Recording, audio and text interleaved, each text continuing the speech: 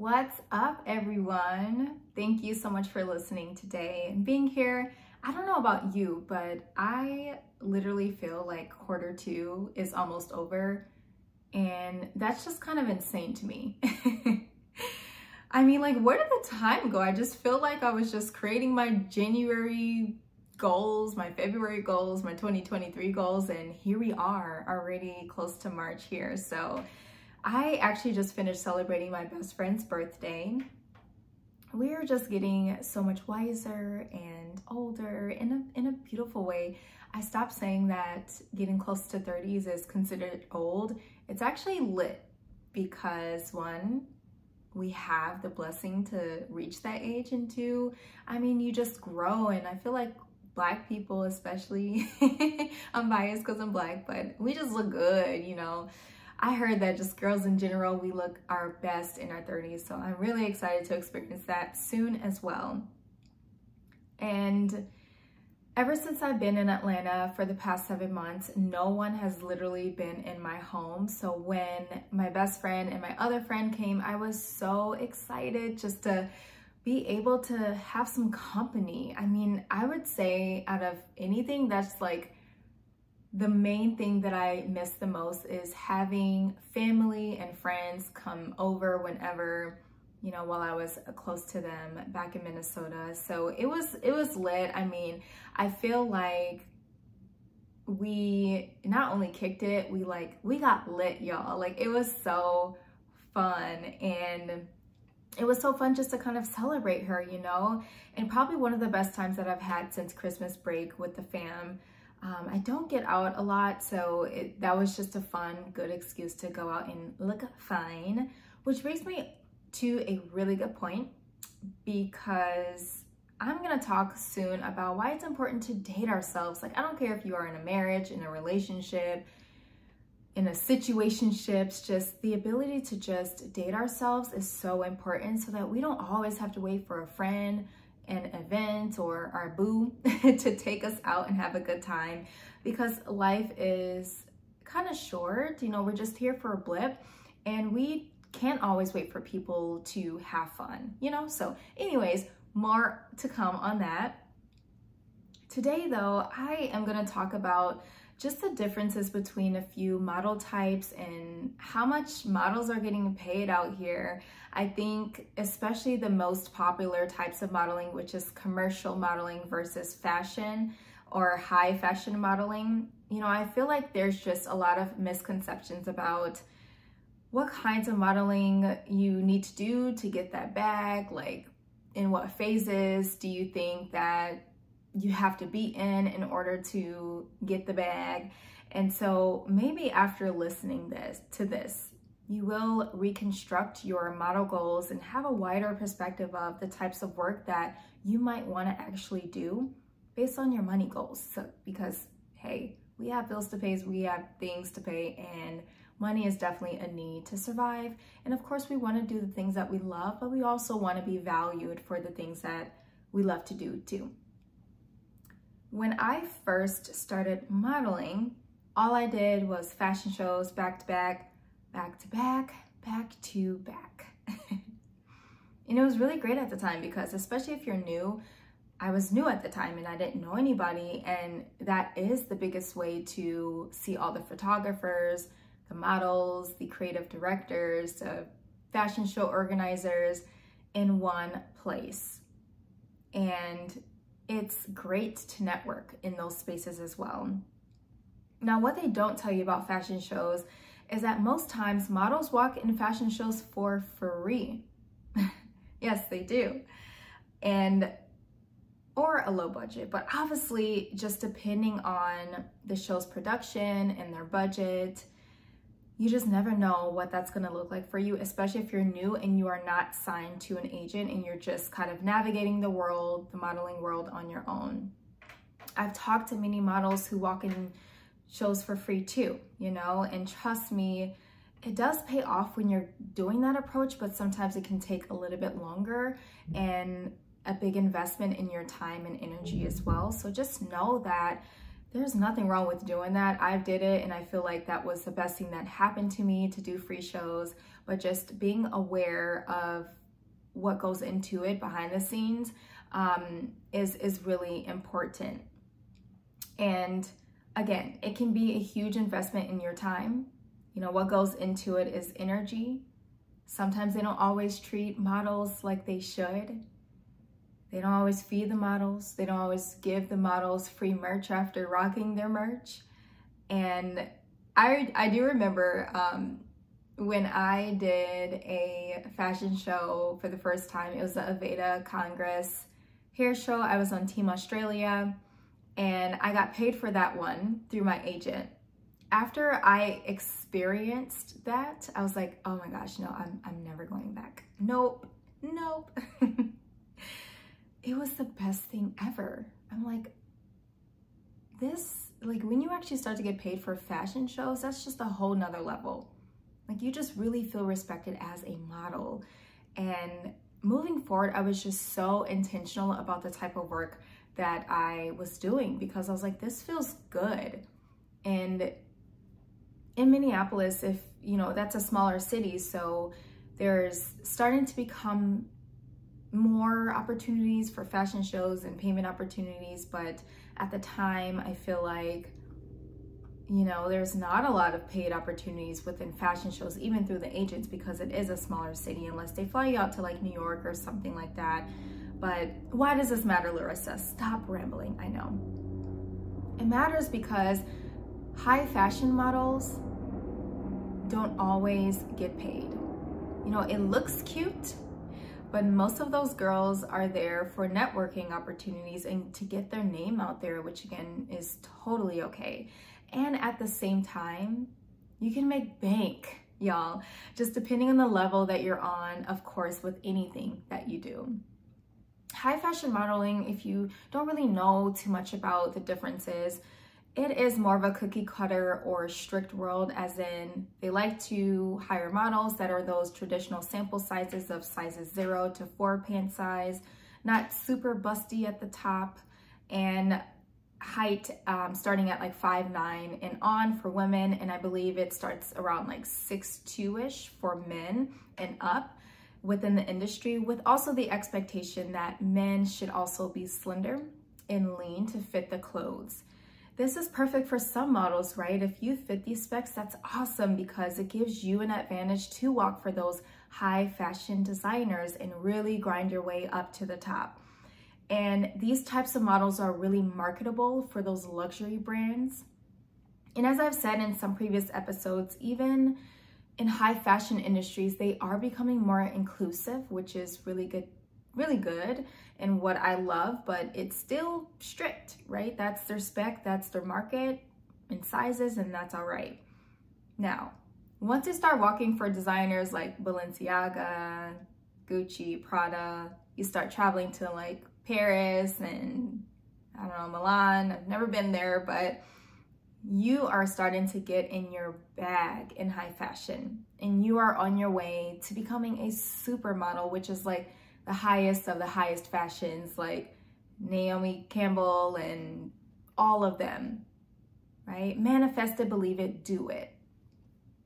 Overall, high fashion modeling can pay a little less in the short term compared to commercial modeling, and very high in the long term, because many high fashion models become like celebrities. So they have a ton of publicity and demand.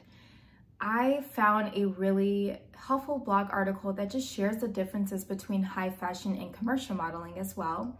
And in the post, it says that high fashion modeling makes more because the models, again, are exclusive. You know, they belong to specific agents, those mother agencies that have really big connections. And again, they're in high demand. I would also just challenge this statement and say that commercial modeling can actually be exactly the same. Make sure you read that blog article too. I dropped it in the bio of this episode, just to, again, truly understand the differences between the modeling and which one you feel like is more marketable for where you're headed or realistic for your look as you're building your skills, your brand, and your network.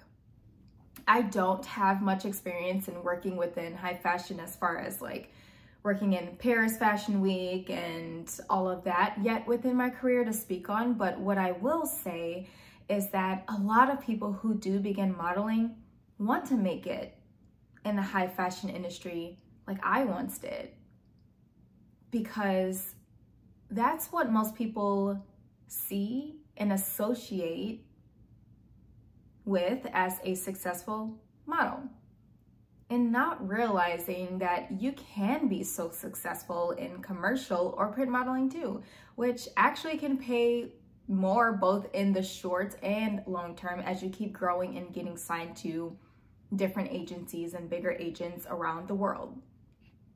Now, I read up on some information about model salary averages just to help make things more clear here for you to understand what models actually get paid. Let's start with runway models. Some runway models, which I again classify as high fashion modeling, can walk for a show for up to $20,000 per show. Oh, can you imagine how awesome that would be? While other models are walking the same exact show, maybe for a little bit of a different designer, depending on the type of show, for free, right? We already kind of talked about that. Editorial models can get paid as high as $100 per hour for experienced models and as low as $20 per hour for beginners. And of course, if you're just starting out and you're building your portfolio, you might be shooting for free, or you might be actually paying the photographer. Commercial or ad models can get paid on average of $200 per hour, and you may get more or less just depending on how visible that ad or commercial will be. So that is something that is classified as your broadcast. How is it going to be broadcast? How big is that audience going to be? Now, you may not know this, you may, but sometimes you might actually get a buyout payment on top of your flat rate for how broadly that commercial will be aired or used. And so a buyout fee could be as high as like $10,000. Look, I've heard a gym teacher did a commercial for 20 seconds and the buyout fee was $20,000, and that did not include royalty. Like, he had a buyout fee and royalties. Like, that's bomb. Or the buyout fee can be as low as $500 as well. So just to clarify, if I did a photo shoot, for example, for $1,500 and say that this commercial or this ad will be used in multiple cities around the world, I could have a buyout of, I don't know, let's say $10,000. So I made $11,500 from one job for maybe 8 hours. You do the math.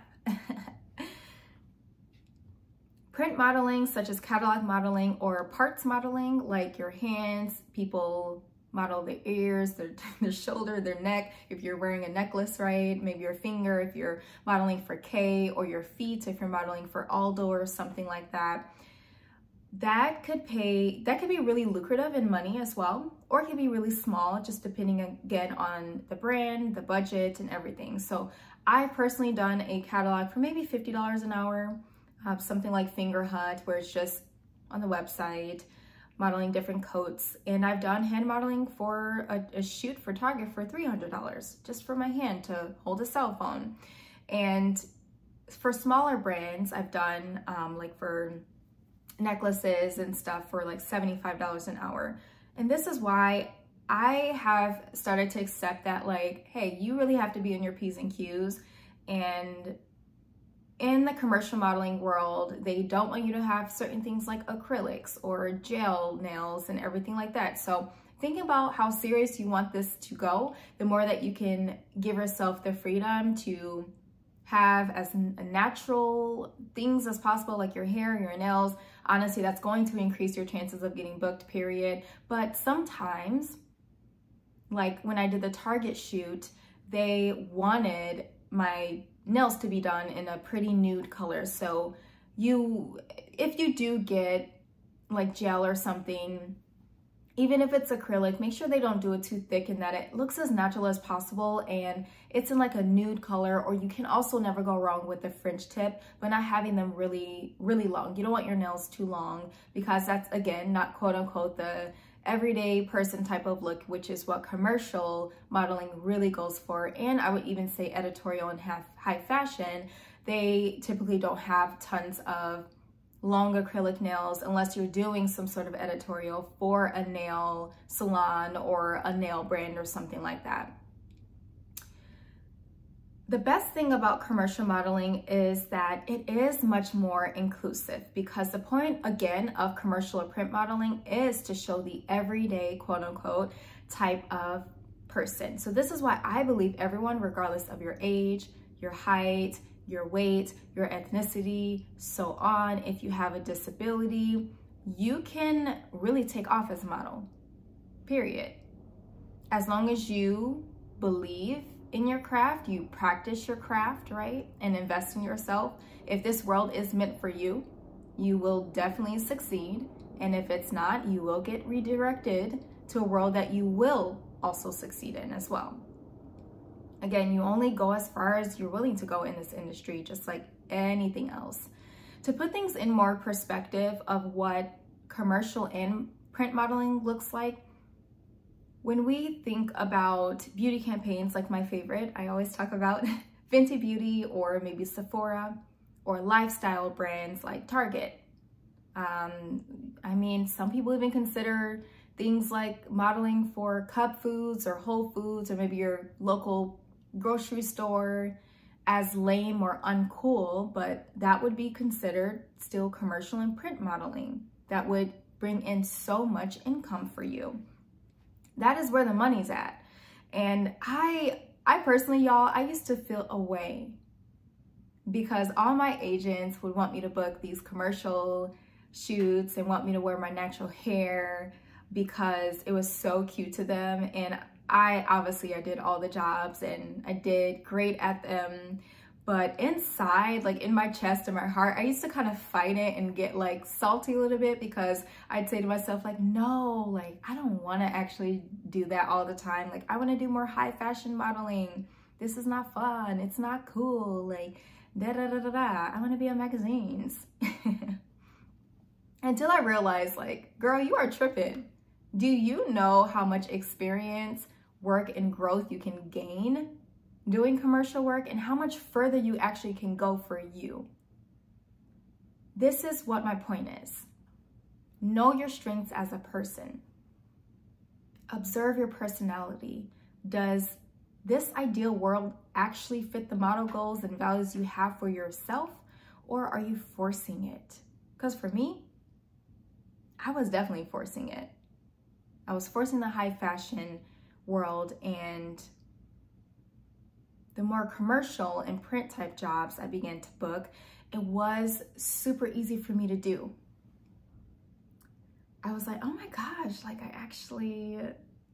I feel like this is just me. Like I feel like this is so natural for me. And now I would say too that now the runway I can do. I love it, but I admit that I still have some work to do, especially within the head editorial. Oh my gosh.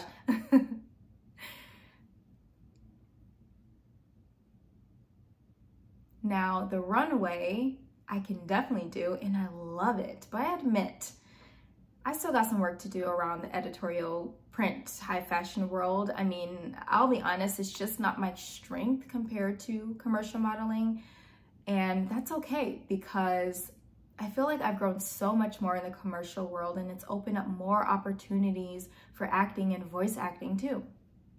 You have to just remember that compared to high fashion, that's a bit more serious. Commercial work is based on your personality. If the crew loves who you are as a person and you have a smile on your face, you have a can-do attitude, you have a positive attitude, and it's genuine, you will be in demand. I've seen it and I've actually experienced it myself. Make sure that you listen to season 1. There's a few episodes in there where I talk a lot about the importance of professionalism. I would say 50% of the industry is being professional and showing up on time and being prepared, and the other 50% is being professional in a way where you're treating others with respect and having a positive attitude on set. Now, accepting myself and my strengths made me realize that I actually do have the chance to connect with people in a deeper level within commercial work. And I realized too that I can also be creative, right? I could accomplish creativity in kind of the high fashion world, you know, and not realizing like, hey, I can still do commercial work and be on a magazine cover too. You know, and in high fashion, y'all, if you really fit this spec and if this is really something you're succeeding in, the network is so tight knit that once you meet that right designer, that right high influencer or maybe celebrity, right? Boom, your foot is in the door and you're gonna kill it, okay? There's opportunities to do both high fashion and commercial, and you can certainly do both. Lastly, I think that too many models focus just on modeling. And I believe that it's important to start to build a brand outside of modeling. What else are you passionate about? How does this align or connect with your passion of modeling? The idea is to not make any of this feel like work, right? If it feels like work, if it's too hard and you don't like it, don't do it. It's not your purpose. Change it up a little bit, or change your approach and know that this stuff is gonna take time, right? You're not gonna always be that lucky individual where you get signed to a top agency your first try. Sometimes it takes people several tries, or it could be your first, but knowing that even when you get your foot in the door, it's still gonna be work, okay? And what else was I gonna say here? Oh yes. So we also need to know that when you have to pay for things, right? Modeling is not just going to be enough for you. We do need to diversify our streams of income, and especially as we're starting out as well. And so I am so excited to just talk more deeper about what it means to build your brand as a model, and just because it was a struggle for me to kind of figure out my voice, and I even paused modeling for a little bit to just try to figure out and navigate what that even looks like for me. And thankfully it took me a little bit to kind of figure out, but it was always there, right? Anytime you have an answer for something, I promise that it's probably already within you.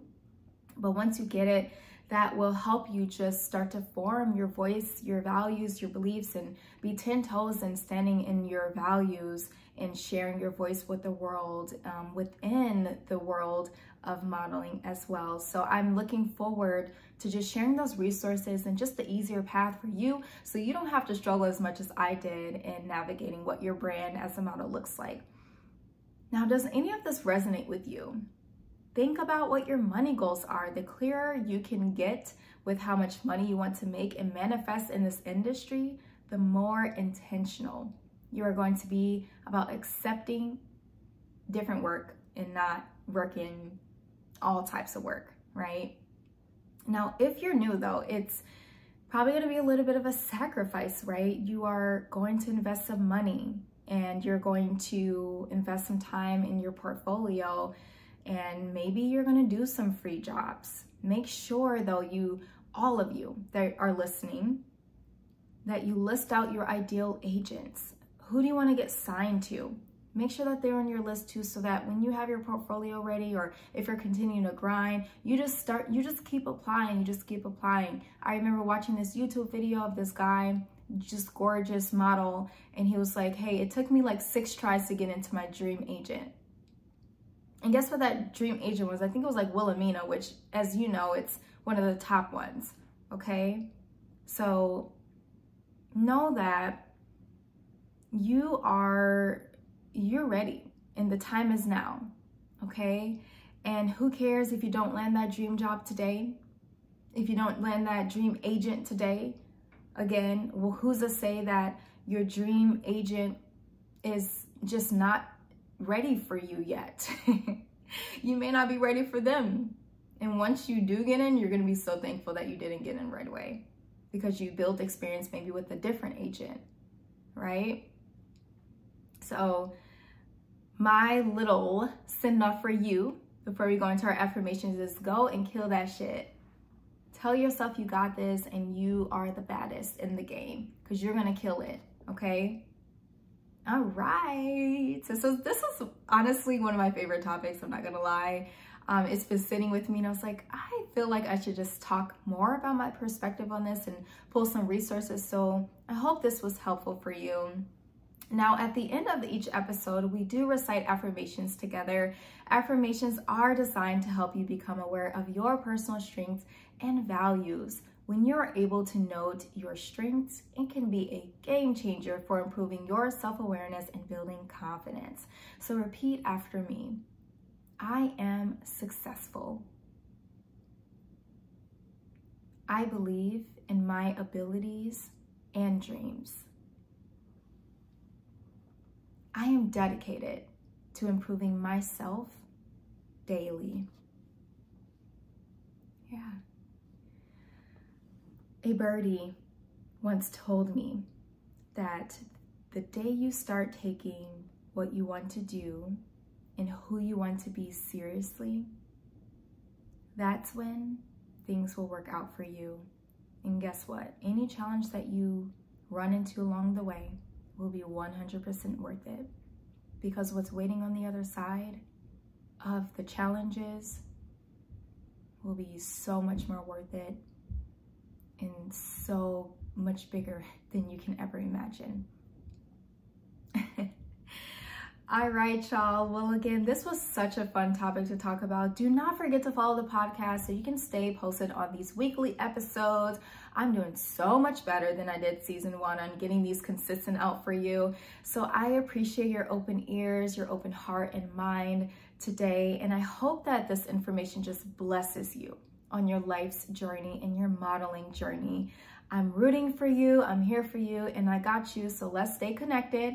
You can follow me on Instagram or TikTok as @RissaSnuggs, RISASNUGGS, for fun video reels, content, positive vibes, you name it. I'm all about positivity here. I love it, I dream it, I think it, and I wanna share it, all right? So thank you again, and I'll see you next time. XOXO, love you, and bye.